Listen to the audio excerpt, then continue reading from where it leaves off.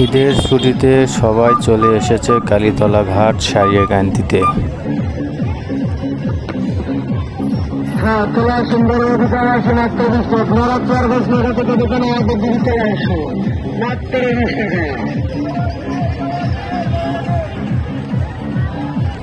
মাত্র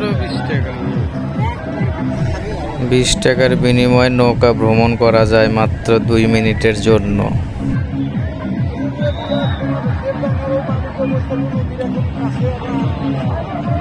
ঈদের দিনে কেউ বড় গাড়ি নিয়ে আসবেন না, তাতে আপনি সমস্যায় পড়তে পারেন। এখানে অনেক যানজট হয়, সকালে ঢুকবেন, বিকালেও আপনি বের হতে পারবেন না।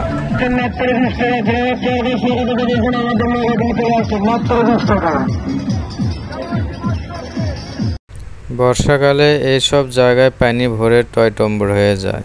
যেহেতু এখন বর্ষাকাল না, সেহেতু নৌকাগুলো এখন শুকনো নদীতেই চলাচল করছে।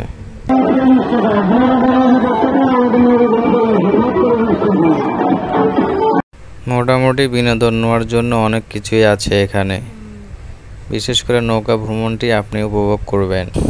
এবার ঈদুল ফিতরের দিনে কোনো রোদ ওঠেনি, আবহাওয়াটা ছিল অনেক মনোরম।